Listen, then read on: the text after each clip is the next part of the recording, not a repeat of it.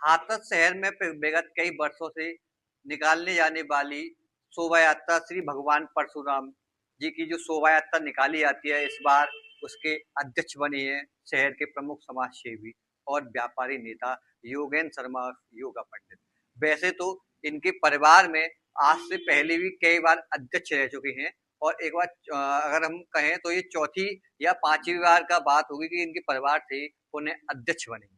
अब इनसे बातचीत करेंगे कि ये इस बार और पिछली बार की अपेक्षा क्या ऐतिहासिक कदम उठाएंगे। इस बार की शोभा यात्रा में जो समाज का एक अनुरोध है वो ये है कि शोभा यात्रा दिव्य होगी और भव्य होगी। हम दिव्यता की ओर भव्यता की ओर ज्यादा ध्यान देंगे कि हमें ये बताना है।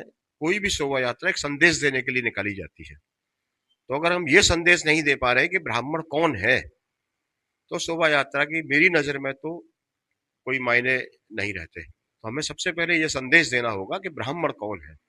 महर्षि दधीची हो, गुरु वशिष्ठ हो, संदीपनी हो, आर्यभट्ट हो, चाणक्य हो, बहुत लोग हैं ऐसे, मंगल पांडे, चंद्रशेखर आजाद, ऐसे बहुत उदाहरण हैं जो हमें ये बताना पड़ेगा कि ब्राह्मण कौन है। परशुराम जी उस दिन नगर भ्रमण के लिए निकलते हैं, जिसे हम शोभा यात्रा कहते हैं। उसमें पूरा समाज साथ होता है, सहयोगी होता है। अध्यक्ष तो एक मुखौटा भर होता है, कमेटी तो केवल एक ये होता है कि चंद लोग हैं जो इस व्यवस्था को बनाएंगे। बाकी तो ये शोभा यात्रा समाज की होती है और समाज की शोभा यात्रा समाज से ही सुशोभित होती है। इस बार जो ये शोभा यात्रा निकाली जाएगी किस डेट को निकाली जाएगी और उसमें कौन कौन आपके मुख्य जो कमेटी आपने बनाई है उसमें क्या रहेंगे।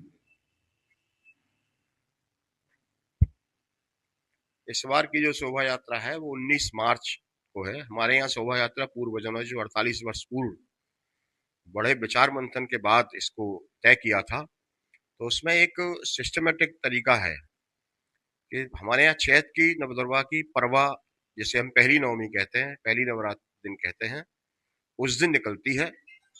और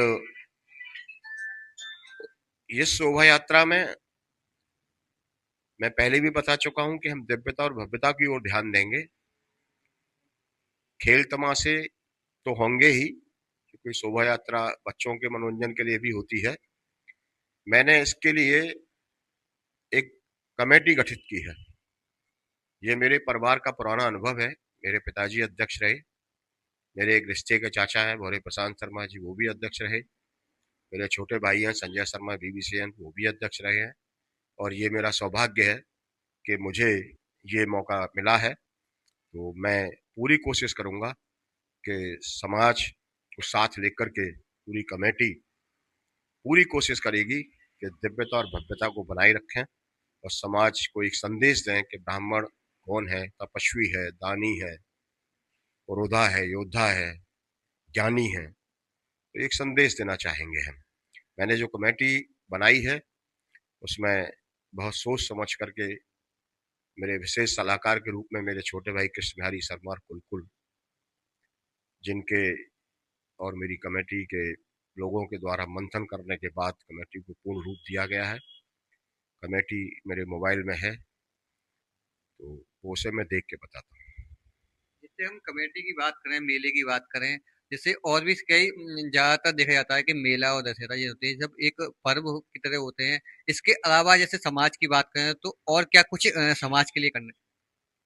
इस बार एक तो कमेटी का ये निर्णय था कि हम अधिक से अधिक ब्राह्मण की देहरी पर जाएंगे और उनका स्वागत पटका पहना करके करके आएंगे। दूसरा, एक कार्यक्रम कमेटी की घोषणा होने के बाद कार्यालय के उद्घाटन का रखा है। एक कार्यक्रम जो पहली बार होने जा रहा है वो है बसंत पंचमी, क्योंकि वसंत पंचमी पर माँ शारदे का पूजन होता है। माँ शारदे, माँ सरस्वती ब्राह्मणों की आराध्य कुल हैं, देवी हैं। तो हम हमारा महिला विंग उस कार्यक्रम को 23 तारीख को, 23/1/2026 को स्थान वसुंधरा एनक्लेव कम्युनिटी हॉल में वो 1 से 4 बजे तक आयोजित होगा। उसमें संकीर्तन, माँ सरस्वती पूजन और प्रसादी है। तो उसमें महिला के लिए वो कार्यक्रम है और पहली बार ब्राह्मण महासभा के द्वारा महिला विंग उस कार्यक्रम को आयोजित करने जा रही है। संस्था के द्वारा वो कार्यक्रम आयोजित होगा। दूसरा, हम इसके बाद एक कार्यक्रम आएगा होली मिलन समारोह, उसके बाद फिर शोभा यात्रा, उसके बाद फिर परशुराम जयंती आएगी। उसके बीच में कमेटी से विचार विमर्श करने के बाद ये तय होगा कि हम जातीय सम्मेलन मेले वाला ही रखें, जो हम मेले में करते हैं दाऊजी महोत्सव में, या कोई अलग से जातीय सम्मेलन रखें। उस पर हम कमेटी के साथ पूरी तरह से विचार करने के बाद अपने विचार रख पाऊंगा मैं।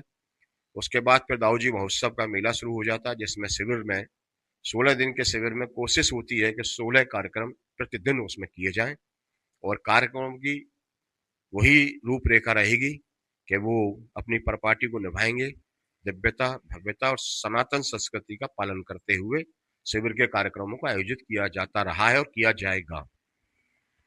ये थे हमारे साथ इस वर्ष के अध्यक्ष योगेंद्र शर्मा। इनका कहना है कि इस बार जो भव्य शोभा यात्रा निकाली जाएगी उसमें दिव्यता और भव्यता दोनों का आकर्षण लोगों को देखने को मिलेगा। शुभम गुप्ता, राजपथ हाथरस।